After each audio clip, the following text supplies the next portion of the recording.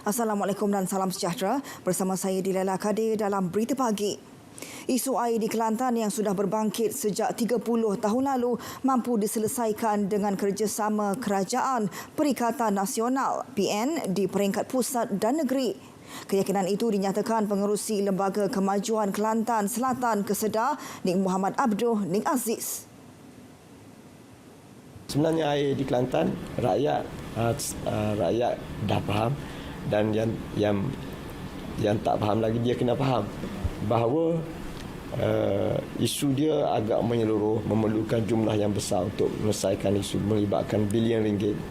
So, kerajaan Kelantan tak mampu kecuali dengan pertolongan kerajaan pusat. Dan saya yakin apabila Parti PAS, Parti UMNO dah ada dalam satu kerajaan, isu-isu lama sejak tahun 90-an, balah pas air ni dah jadi isu politik. Jadi sekarang ni benda tu dah reda, sampai masanya untuk kita fikir bersama untuk selesaikan isu air ni, insya-Allah. Bila mengulas isu air yang dibangkitkan, rakyat Kelantan berikutan tidak mendapat kesempurnaan dalam penggunaan air harian. 3 pegawai Undang-Undang Negeri Pulau Pinang termasuk seorang ketua jabatan ditahan Suruhanjaya Pencegahan Rasuah Malaysia SPRM Kedah. Kesemua ditahan untuk siasatan kes rasuah RM1.5 juta daripada individu berkaitan sebagai balasan memastikan kes komersial yang dilaporkan oleh individu tersebut dituduh di mahkamah. Suspek juga disyaki menerima wang sebanyak RM100,000 daripada individu tersebut.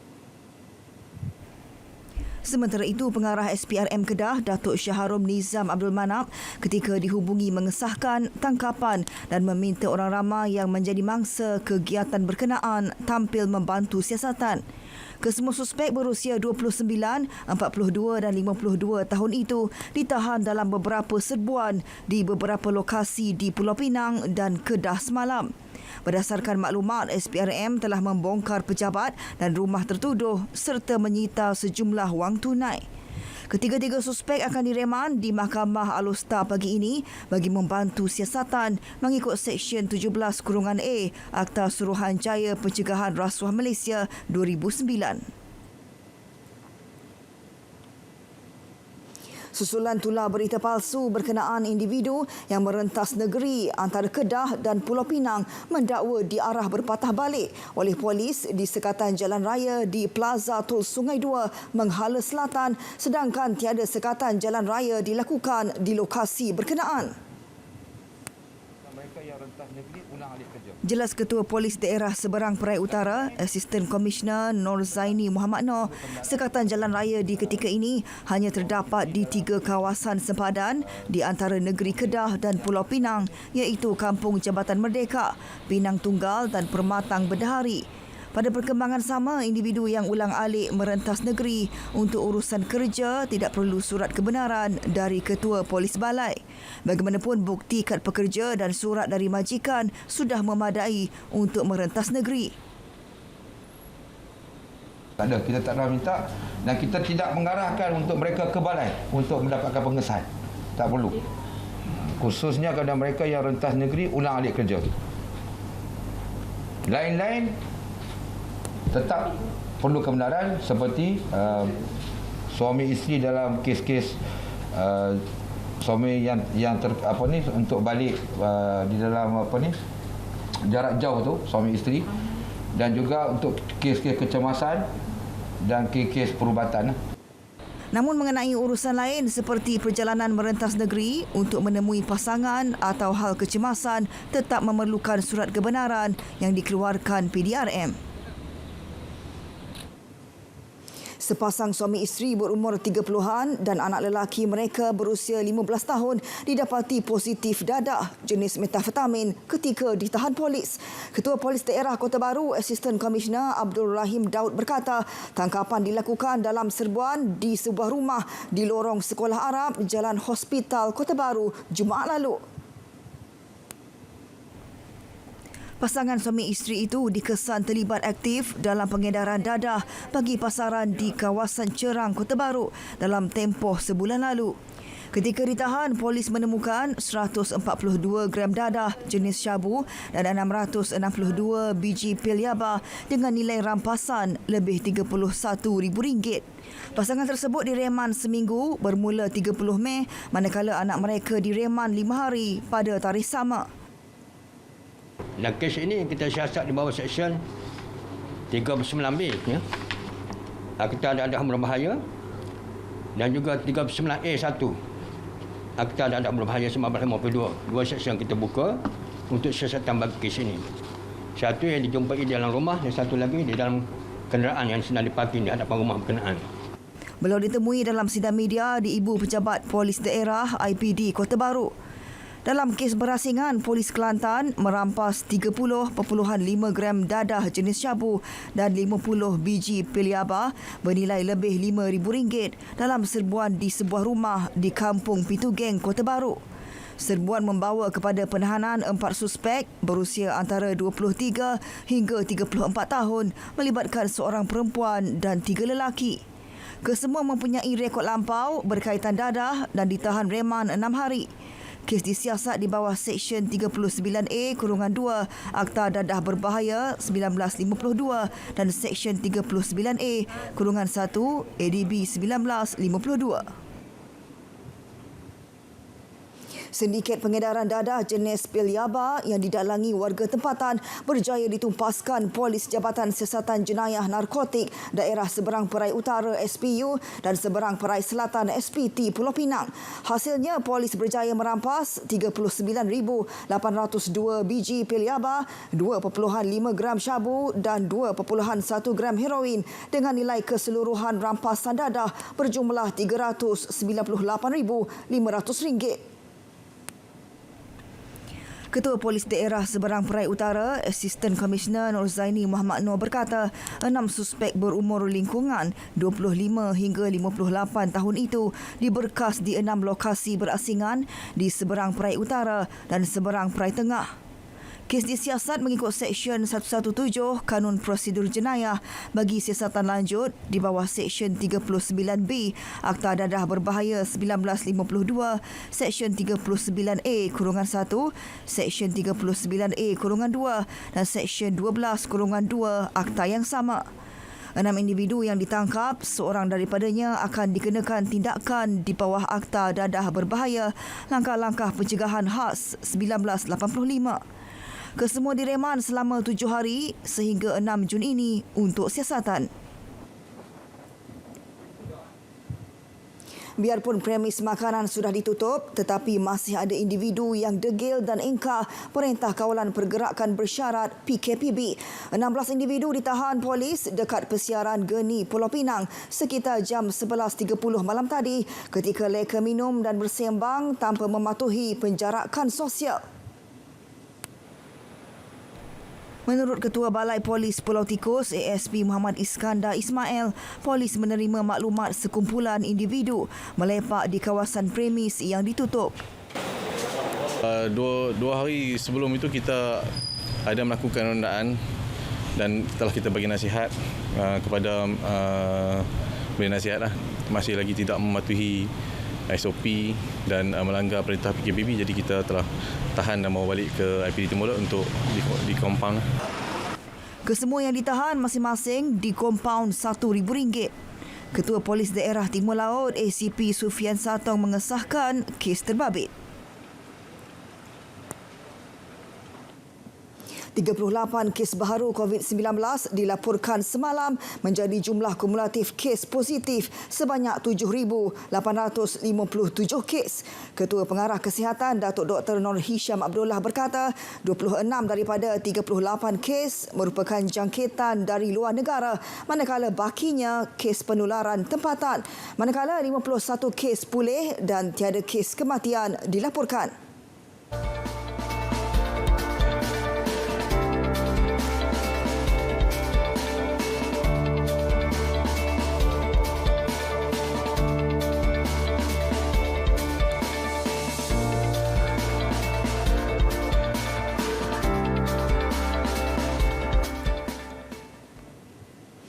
seorang banduan bukan warga negara Malaysia didapati positif COVID-19 di penjara Sungai Buloh.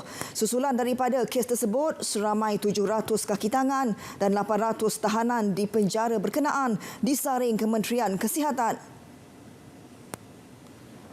Banduan di penjara Sungai Buloh tersebut adalah bukan warga negara sejak 2016 dan telah berada di sana dan pernah keluar pada 13 hari bulan Mac 2020 dan sekarang ini dapati positif. Jadi kita telah banduan tersebut telah dipindahkan ke depo tahanan imigresen Semenyih dan kita sekarang ini melihat kepada kontak rapat banduan tersebut dan kita juga akan saring kalau ada kontak rapat yang terdedah kepada banduan tersebut.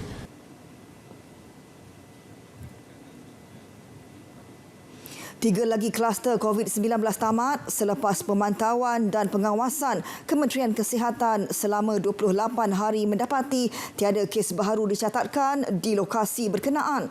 Kluster tersebut adalah Madrasah Air Merbau Melaka serta kluster Kampung Baru dan kluster Melayan Mansion di Ibu Negara.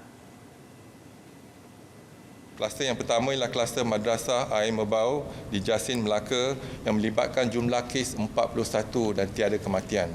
Yang kluster yang kedua ialah kluster Kampung Baru yang di daerah Titi Wangsa, wilayah Persekutuan melibatkan jumlah kes 24 dan 1 kematian. Dan kluster yang ketiga ialah kluster Melayan Mansion di daerah Lembah Pantai, wilayah Persekutuan melibatkan jumlah kes 13 dan tiada kematian. Pada perkembangan lain, Kementerian Kesihatan akan membentangkan SOP kepada Majlis Keselamatan Negara MKN berkaitan operasi TASKA di negara ini. Mereka akan bentangkan SOP yang secara diperhalusi kepada MKN dan apa yang kita lihat sekarang ni ialah sebab ada peningkat bila kita membuka kelonggaran dalam sektor ekonomi, ramai dari kalangan ibu bapa perlukan perkhidmatan TASKA ni. Jadi apa yang penting ialah keselamatan di TASKA. Setakat ini terdapat 112 TASKA dan kemungkinan akan ditambah kepada 146 buah bagi membantu petugas barisan hadapan dalam aspek penjagaan anak ketika bertugas. Yang di-Pertuan Agong Al-Sultan Abdullah Riayatuddin Al-Mustafa Billah Shah berkenan menerima panggilan peribadi daripada Presiden Turki Recep Tayyip Erdogan di Istana Negara. Dalam perbualan telefon 30 minit itu, kedua-dua pemimpin membincangkan kerjasama kedua-dua negara dalam menangani cabaran pandemik wabak COVID-19. Menerusi perkongsian di laman Facebook Istana Negara, kedua-dua pemimpin dilapor membincangkan langkah-langkah memperkasa hubungan dan meningkatkan kerjasama dalam pelbagai bidang. Walaupun popular sebagai tempat berkumpul pelanggan dan sinonim beroperasi 24 jam, namun ia bukan alasan untuk restoran mamak menjalankan perniagaan melebihi 10 malam seperti ditetapkan Perintah Kawalan Pergerakan Bersyarat. Menteri Kanan Keselamatan Datuk Seri Ismail Sabri Yaakob berkata, amaran tegas bukan hanya kepada pengusaha kedai makan, bahkan pengunjung yang ingkar. Itu jelas. Dah ada di dalam peraturan. Tutup pukul 10. Penjarakan sosial. Pengambilan suhu sebelum masuk ke restoran. Tulis nombor telefon dan nama penuh sebelum masuk ke restoran. Penjarakan sosial dari segi kerusi dan sebagainya. Sama saja. Tak boleh kira kedai mana yang kita nak merasakan mereka lebih, oleh kerana mereka popular maka mereka buka ikut suka hati mereka. Tak boleh. Sebelum ini, itulah foto pelanggan di kedai mamak yang kelihatan sedang melepak tanpa adanya penjarakan sosial seolah-olah negara sudah bebas COVID-19. Walaupun premis makanan sudah dibenarkan beroperasi secara dine-in atau makan di dalam restoran atau kedai susulan Perintah Kawalan Pergerakan Bersyarat PKPB berkuat kuasa baru-baru ini, tinjauan RTM mendapati rata-rata pengusaha makanan dan pelanggan dilihat masih selesa mengekalkan konsep bungkus dan bawa balik. Bagi saya lebih prefer kepada take away lah. Sebab dia lebih, orang kata apa, selamat dan saya lebih suka untuk tidak berjumpa dan kekerapan kita berjumpa dengan orang lain tu dan kebarangkalian kita berjumpa dengan pesakit juga, kita akan rasa macam orang kata bahaya jugalah. So saya lebih prefer take away. Memang tak langsung. Kita just bungkus je. Senang sikit lah. So waktu ni pun memang banyak kedai dah buka pun kita selesa lagi dengan bungkus tu lah. Nak elakkan. Nah, betul. Jaga kesihatan juga. Kita bungkus lah hari ni. Kenapa pilih bungkus? Sebab kalau makan kat rumah kira selamat lagi lah. Sebab kalau kat kedai ni dalam meja pun boleh maksimum pun 2 orang je. Lebih better baik makan kat rumah. Saranan pengekalan konsep bungkus turut disuarakan pengusaha restoran dan kedai bagi mengelak penularan jangkitan COVID-19.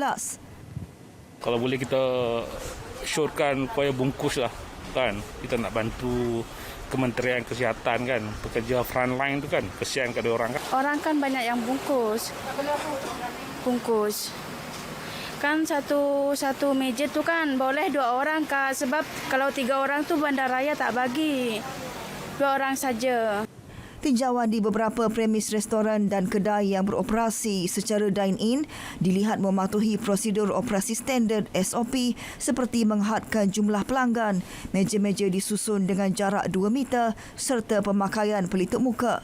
Pasti anggap macam itulah, pasal pasti jarak pun jauh-jauh sama orang. Lagipun memang tak ada kawan lah, memang seorang-seorang je. Itulah memang bahaya sebab sekitaran kan, kuman-kuman semua. Jadi kita perlu berhati-hati lah, basuh tangan, cuci. Penduduk kawasan sekitar Taman Kelab UK4 Bukit Antarabangsa yang terjejas akibat kejadian tanah runtuh Sabtu lalu tidak perlu bimbang. Menurut Ketua Unit Pengurusan Bencana Negeri Selangor UPBN Ahmad Fairuz Muhammad Yusof, pemeriksaan menyeluruh struktur rumah dan tanah dilakukan segera, seterusnya usaha membaik pulih dilakukan segera. Tinjauan mendapati penutupan rekahan tanah dengan kanvas seluas 1,200 meter persegi. Ia bagi mengelakkan berlaku mendapan tanah dan proses penanaman dinding besi bagi menahan pergerakan tanah bagi memperbaiki struktur anak sungai Sering yang terletak di bawah cerun yang runtuh. Menurut Ahmad Fairuz, sejak 2 hari lepas, pergerakan tanah aktif mengikut kawasan berbeza. Kerja-kerja survey kawasan runtuhan ini, survey-survey teknikal telah pun bermula daripada semalam, dan pada hari ini akan dilaksanakan soil investigation dan juga dilapidation survey. Maknanya kita akan semak semua crack-crack di peringkat persekitaran dan juga bangunan longkang di kawasan sekitar ini. Kerja-kerja ini semua di bawah hasliaan oleh MPAJ melalui kontraktor dan konsultan yang telah dilantik oleh MPAJ. Penduduk terjejas dibenar mengambil barang keperluan tetapi tidak boleh mendiami rumah mereka dalam tempoh 6 bulan susulan kerja baik pulih yang dijalankan. Proses pembaikan itu sedang berjalan dan mengikut prosedur dan maknanya masih dalam bekerja lah.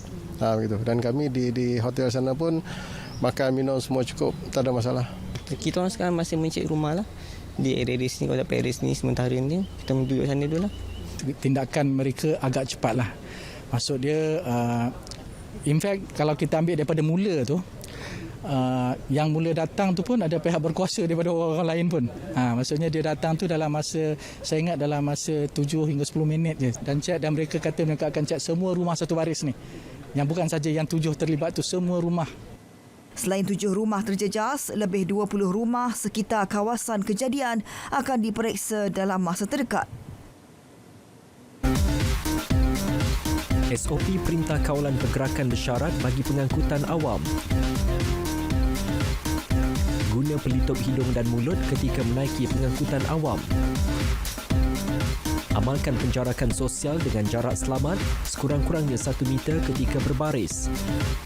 Amalkan penggunaan cecair pembasmi kuman untuk kebersihan.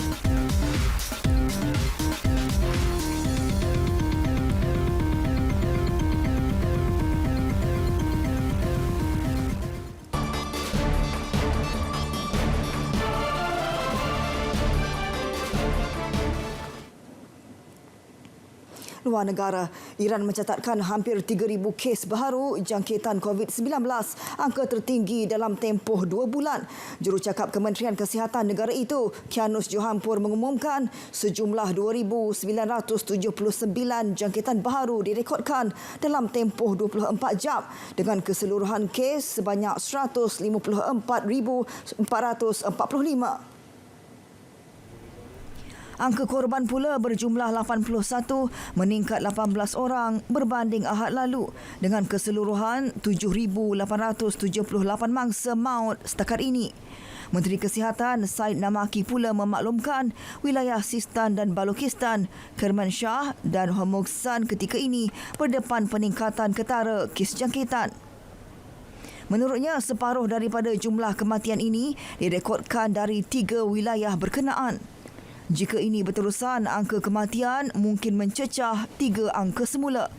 Pegawai Kesihatan sebelum ini berulang kali menyuarakan kebimbangan terhadap wilayah Khuzestan yang terletak berhampiran sempadan Iraq. Khuzestan kekal sebagai zon merah dan menjadi satu-satunya kawasan yang dikenakan sekatan semula. Brazil berdepan konflik politik dan krisis kesihatan dalam tempoh yang sama hingga menjejaskan fokus kerajaan untuk memutuskan wabak pandemik COVID-19. Pihak keselamatan dikerahkan di tengah-tengah Sao Paulo dengan protes oleh penyokong Presiden bertembung dengan tunjuk perasaan yang dilakukan oleh gerakan anti-Bolsonaro. Selain laungan provokasi, penunjuk perasaan turut membakar barangan terpakai dan sampah selain sesetengahnya cuba merempuh sekatan polis untuk menghampiri kumpulan satu lagi sehingga memaksa pihak berkuasa melepaskan gas pemedih mata. Penentang Presiden mendakwa Bolsonaro menyalahgunakan kuasa untuk menentang usaha pemulihan negara meskipun mengakui ekonomi dan pekerjaan mereka akan terjejas. Manakala kumpulan penyokong Bolsonaro inginkan arahan sekatan pergerakan dan tinggal di rumah hanya dikenakan kepada kumpulan yang berisiko tinggi, terutama warga emas.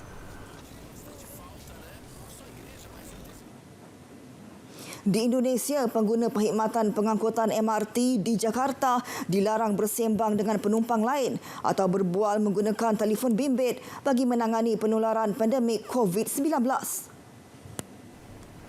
MRT Jakarta sebelum ini turut menguatkuasakan hak jumlah penumpang lebih dari separuh kapasiti tren, jarakan sosial serta pemakaian pelitup muka sejak Mac lalu. Sementara itu, menurut media tempatan, syarikat pengendali komuter PT Kereta Komuter Indonesia KCI juga dijangka melaksanakan arahan dan peraturan yang sama iaitu larangan berbual di dalam komuter. Pemerintah Jakarta turut dijangka memperkenalkan beberapa protokol baharu dalam pelaksanaan normal baharu bermula 5 Jun ini. Antaranya melonggarkan beberapa peraturan pembatasan sosial berskala besar PSBB yang berkuat kuasa sehingga 4 Jun ini bagi membenarkan kembali beberapa aktiviti sosioekonomi.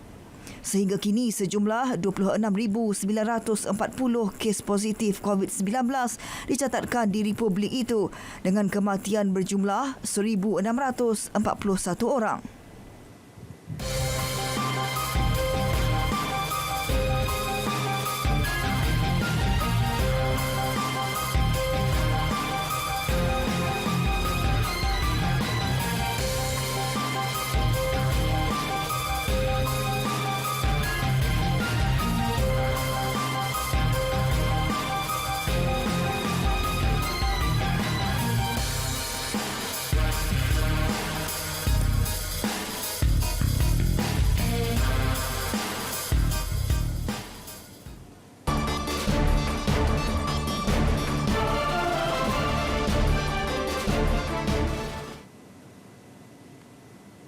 Berita sukan, Persatuan Bola Sepak Malaysia FAM bertindak membatalkan 3 pertandingan di bawah kelolaannya bagi musim 2020 yang melibatkan Piala Presiden, Piala Belia dan Malaysia Futsal League MPFL. Setiausaha Agung Persatuan Bola Sepak Malaysia FAM, Stuart Ramalingam melalui satu kenyataan media menjelaskan ia susulan garis panduan dikeluarkan Majlis Keselamatan Negara MKN melarang aktiviti sukan bola sepak kerana melibatkan sentuhan fizikal. Selain aspek permainan yang sukar untuk mengadakan penjarakan sosial 1 meter serta tidak melebihi 10 individu. Bagi sukan futsal pula, selain dikategorikan sebagai sukan bersentuhan, ia juga dijalankan dalam kawasan tertutup ataupun indoor yang turut dilarang oleh MKN. Selain masalah mendapatkan kelulusan bagi SOP pengurusan sesi latihan dan penganjuran perlawanan. Tambah Ramalingam, sesetengah pasukan dalam pertandingan Piala Belia dan Piala Presiden didapati menggunakan padang terbuka sebagai venue utama selaku tuan rumah. Ia sekaligus menyebabkan kesukaran pasukan tuan rumah mengawal dari berlaku perhimpunan penyokong sekaligus melanggar SOP penganjuran perlawanan.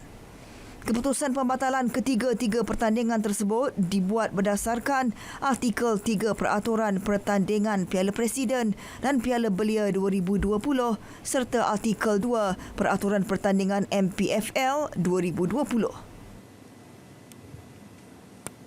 Sementara itu, bagi menjaga kebajikan pemain dan pegawai Piala Presiden dan juga Piala Belia yang terkesan akibat pembatalan ini, FAM telah membuka ruang bagi para pemain dalam kedua pertandingan tersebut didaftarkan ke pasukan Liga Super dan Liga Premier musim ini.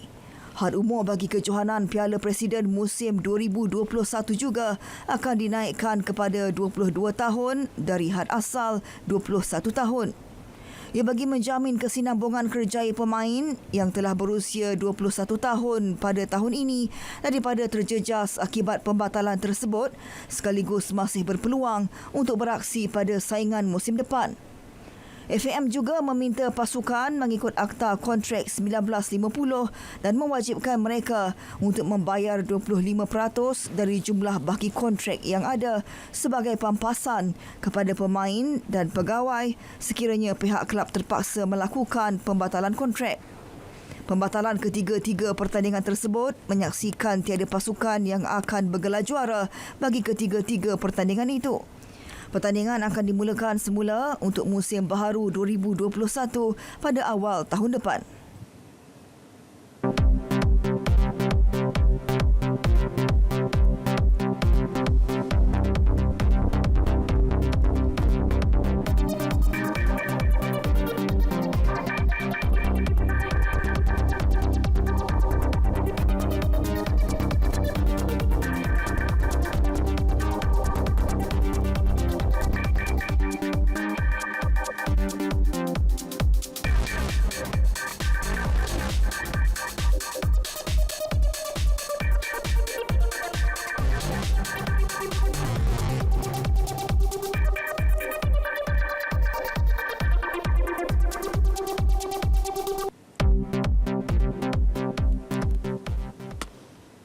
Baiklah, laporan itu mengakhiri berita pagi. Terus amalkan norma baharu dan sama-sama kita patuhi PKP bersyarat. Saya Delila Kadir. Assalamualaikum dan salam hormat.